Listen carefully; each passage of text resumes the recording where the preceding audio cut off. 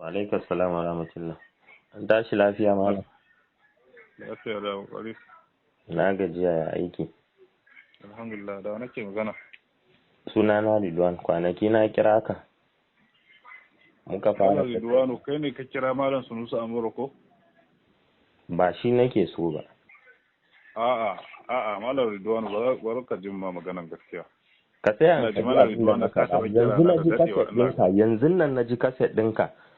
Kace sai an yaƙi ɗan bidi'a da suke ce komai Allah ne. Kanin a yaƙi Kirista. Dan Allah ka ɗauko littafi ɗaya ka karanto mini inda aka ce komai Allah ne a littafi mu littafi ɗaya. Kai Malam Ridwanu gaba ɗaya baka da nasuwan tattaunawa, baka da nasuwa. To na ji tattaunawa da kai da Amore.